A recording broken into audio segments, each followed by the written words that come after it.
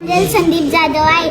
मी इयत्ता 4थीत शिकते. माझ्या शाळेचे नाव जिल्हा परिषद प्राथमिक शाळा बारेगाव पिंपरी आहे.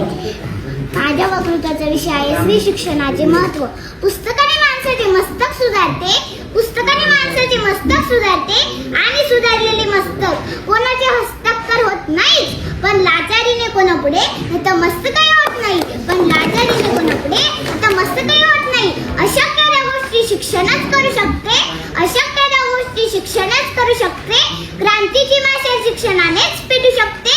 मित्रांनो, हे ओळखले ते माझ्या क्रांतीज्योती सूर्याने. म्हणूनच तर माझा पहिला नमस्कार माझ्या त्या क्रांतीज्योती सूर्याला, ज्यांनी स्त्री शिक्षणाची मुहूर्त मिरवली. त्यामुळेच माझी आई, माझी ताई, आत्या, मावशी या शाळेत गेल्या, शाळा शिकल्या आणि कुटुंबाला शिक्षित केले. नमस्कार माझा त्या सावित्रीला, जिने आम्हा मुलींच्या शिक्षणासाठी शेण चिखल अंगावर घेतले. नमस्कार माझा त्या महामानवाला, ज्यांनी सांगितले की शिक्षण हे वाघिणीचे दूध आहे, ते पिल्यावर माणूस गुरगुरल्याशिवाय राहत नाही.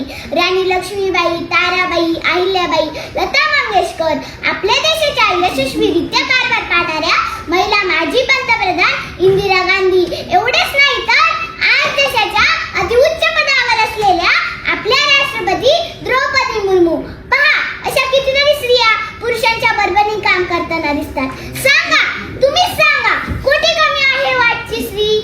कर्तृत्व सामर्थ्याची ओढून नवी झालं, कर्तृत्व सामर्थ्याची ओढून नवी झालं. स्त्री शिक्षणानेच केला आहे जागर, स्त्री शिक्षणानेच केला आहे जागर. शिक्षणामुळे स्त्रीच्या जीवनात क्रांती घडत आहे. स्त्री शिक्षणाच्या चळवळीतून तिने ज्ञानाचा दिवा पेटवला आहे. शिक्षणामुळेच आजची स्त्री पुरुषांच्या खांद्याला खांदा लावून प्रत्येक क्षेत्रात काम करताना दिसते. किती सामर्थ्य तुझी या हाती, फुलवीसी पाषाणातून ज्योती. किती सामर्थ्य तुझी या हाती, फुलवीसी पाषाणातून ज्योती. गुण सिद्धोनात करणाऱ्या IPS किरण बेदी, अवकाशात झेप घेणारी महिला वैमानिक सौदामिनी देशमुख, लेखणीची धार दाखवणाऱ्या अरुंधती रॉय, अवकाशात भरारी घेणारी कल्पना चावला, सुनीता विल्यम, सानिया मिर्झा, सायना नेहवाल असो किंवा अनाथांची माय सिंधुताई सपकाळ असो, कालच्यापेक्षा स्त्री नक्कीच बदललेली आहे आणि ते शक्य झाले केवळ शिक्षणामुळेच. महात्मा फुले म्हणतात ना, विद्येविना मती गेली, मतीविना नीती गेली, नीतीविना गती गेली, गतीविना वित्त गेले, वित्तविना शूद्र खचले. एवढे सगळे अनर्थ एकाच विद्येने केले. म्हणूनच तर मी सर्व समाजाला मनापासून सांगू इच्छिते की स्त्रीला शिकवा. नभांगणातील चांदण्यांमधील चमचमणारी तारका होण्यासाठी तिला साथ द्या ती शिक्षणाची. कारण स्त्री जेव्हा होईल शिक्षित तर कुटुंब राहील सुरक्षित. धरू द्या स्त्रीला शिक्षणाची, आहे ती सुजाण नागरिक भविष्याची. खुली करा कवाडे शिक्षणाची, घुमू द्या वारे स्त्री मुक्तीची. पण ही झाली नाण्याची एक बाजू. दुसरी बाजू काय?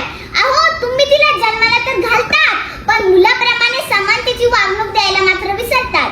मुलाला तुमच्या पुरणपोळी, तिला मात्र भाकरी शेळी. मुलगा तो वंशाचा दिवा आणि मुलगी ती कार्टीज. तो शिकत नसला तरी त्याच्या शिक्षणासाठी आटापिटा, आणि ती किती हुशार असली तरी शिक्षण थांबून बापाच्या खांद्यावरचे ओझे कमी करण्यासाठी लग्नाचा सपाटा. सांगा, कुठला न्याय आहे हा? असंच तिने अन्याय सहन करत राहायचं आणि एक दिवस हुंड्यासाठी बळी जायचे. अजूनही हे प्रकार कमी झाले नाहीत. जसे कंपनी तिचे प्रॉडक्ट वेगळे करते, तसेच स्त्रियांना त्रास देण्याचे प्रकार वेगळे झाले आहेत. स्त्रियांच्या दुर्बलतेचा फायदा घेणारे विषारी सर्प अजूनही समाजात आहे. थांबवा हा नाश. शपथ आहे तुम्हाला त्या क्रांती सूर्याची, ज्याने प्रथम आपल्या पत्नीला म्हणजे सावित्रीला शिक्षित केले आणि त्यांच्या मदतीने अखंड स्त्री जातीला शिक्षित करण्याचे कार्य सुरू केले. कारण एक स्त्री शिकली तर ती तिचे संपूर्ण कुटुंब शहाणे करते, पण पुरुष मात्र स्वतः पुरताच शिकतो. म्हणूनच तर स्त्री शिकलीच पाहिजे. सर्व स्त्रियांना माझे आव्हान आहे की समाजाच्या अन्य अत्याचाराला बळी पडू नका. सर्व बंधनाच्या वेड्या तुम्ही आता झुगारून द्या. RT 2009 नुसार कलम 21 अंतर्गत शिक्षण हा तुमचा हक्क आहे आणि तो तुम्ही मिळवलाच पाहिजे. ठिपक्या ठिपक्यांनी जोडत जाणार रांगोसारखं साव तुझं अस्तित्व, ठिपक्या ठिपक्यांनी जोडत जाणाऱ्या रांगोसारखं साव तुझं अस्तित्व. कारण तुलाच तुझं समाजात स्थान निश्चित करायचं आहे, जपत तुझं स्त्रीत्व. कारण तुलाच तुझं समाजात स्थान निश्चित करायचं आहे, जपत तुझं स्त्रीत्व. लक्षात ठेव, तू आपला नाहीस, तू आहेस सबला नारी. तुला शिक्षणाची आस धरून घ्यायची आहे गगन भरारी. तुला शिक्षणाची आस धरून घ्यायची आहे गगन भरारी. धन्यवाद.